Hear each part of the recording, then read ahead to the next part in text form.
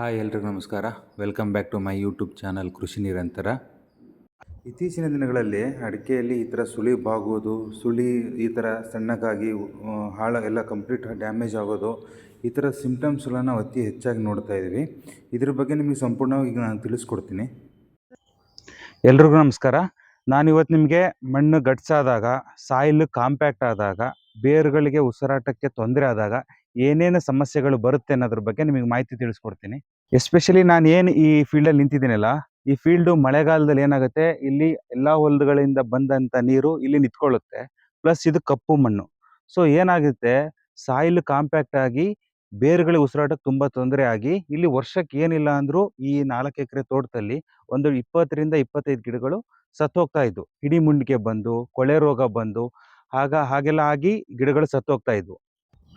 ಇಲ್ಲಿ ಏನಾಗ್ತಿತ್ತು ಅಂದರೆ, ಬೇರುಗಳು ಉಸಿರಾಟಕ್ಕೆ ತೊಂದರೆ ಆದಾಗ ನಮಗೆ ಮೇಜರ್ ಆಗಿ ಹಿಡಿಮುಂಡಿಗೆ, ಅದ್ರ ಜೊತೆಗೆ ಇತ್ತೀಚೆಗೆ ಕೊಳೆ ರೋಗನೂ ಕಾಣಿಸ್ಕೊಳ್ತಾ ಇದೆ.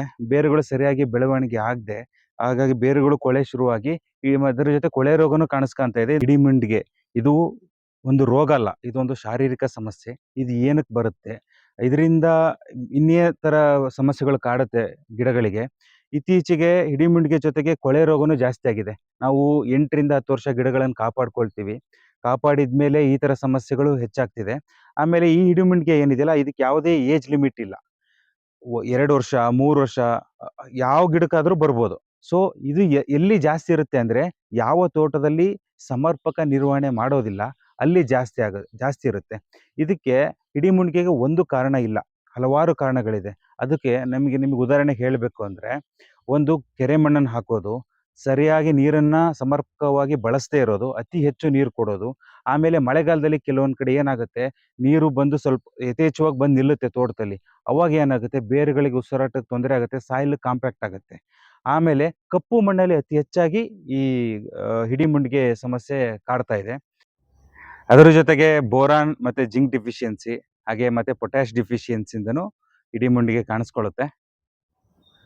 ಪ್ರಮುಖವಾಗಿ ಈ ಹಿಡಿಮುಂಡಿಗೆಗೆ ಇತ್ತೀಚೆಗೆ ನಾವು ಸುಲಭವಾಗಿ ನಿರ್ವಹಣೆ ಮಾಡ್ಬೋದು ಅಂದರೆ, ಈ ಟ್ರಂಚ್ ಮೆಥಡ್ ಏನಿದೆ ಇದು ಭಾಳ ಬೆಸ್ಟ್. ಇದು ಆ್ಯಕ್ಚುಲಿ 1.5ರಿಂದ 2 ಅಡಿ ಆಳ ಇರುತ್ತೆ, ಮತ್ತು 1 ಅಡಿ ಅಗಲ ಇರುತ್ತೆ. ಈ ಮೆಥಡ್ ಮಾಡೋದ್ರಿಂದ ಫೀಡಿಂಗ್ ರೂಟ್ಸ್ಗೆ ಸರಿಯಾಗಿ ಸಮರ್ಪಕವಾಗಿ ಗಾಳಿ ನೀರು ಸಿಗೋದ್ರಿಂದ ಈ ಸಮಸ್ಯೆ ಸ್ವಲ್ಪ ಹತೋಟಿಗೆ ಬರುತ್ತೆ. ಆಮೇಲೆ ಪ್ರತಿ ಗಿಡಕ್ಕೆ 1 kg, ಅರ್ಧದಿಂದ 1 kg ಜಿಪ್ಸಮ್ ಹಾಕಬೇಕಾಗುತ್ತೆ. ಅದ್ರ 20 ಗ್ರಾಮ್ ಬೋರಾನ್ ಹಾಕಬೇಕು. ಆಮೇಲೆ ಪೊಟ್ಯಾಶ್ ಕೊರತೆ ಆಗಬಾರ್ದು ಗಿಡಗಳಿಗೆ. ಅಡಿಕೆ ಮತ್ತು ತೆಂಗು ಎಲ್ಲ ಬೆಳೆ ಇದೆಲ್ಲ ಅತಿ ಹೆಚ್ಚು ಪೊಟ್ಯಾಶ್ ಬೇಕಾಗುತ್ತೆ. ಇದಕ್ಕೆ ಒಂದು 100ರಿಂದ 150 ಗ್ರಾಮ್ ಪೊಟ್ಯಾಶ್ ಕೊಡಬೇಕಾಗತ್ತೆ. ನಾವು ಈ ಥರ ಪಾತಿ ಮಾಡಿಬಿಟ್ಟು ಅತಿ ಹೆಚ್ಚಾಗಿ ಸಾವಯವ ಗೊಬ್ಬರ ಕೊಡಬೇಕು. ಬೇಕಾದಷ್ಟು ಅದ್ರ ಜೊತೆಗೆ ಜೈವಿಕ ಗೊಬ್ಬರಗಳನ್ನು ಮಿಕ್ಸ್ ಮಾಡಿಕೊಂಡು ಸಾಯಿಲಲ್ಲಿ ಮೈಕ್ರೋಬಿಯಲ್ ಆ್ಯಕ್ಟಿವಿಟಿಯನ್ನು ಹೆಚ್ಚು ಮಾಡಬೇಕಾಗತ್ತೆ.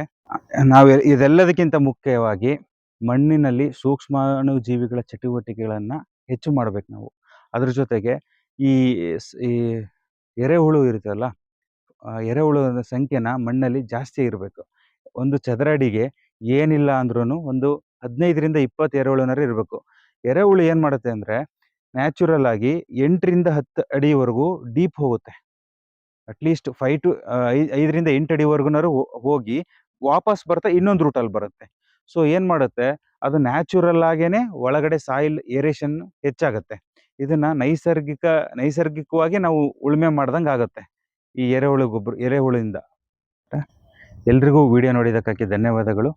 ಇನ್ನೂ ಹೆಚ್ಚಿನ ಮಾಹಿತಿಗಾಗಿ ನಮ್ಮ ಚಾನಲನ್ನು ಸಬ್ಸ್ಕ್ರೈಬ್ ಮಾಡಿ.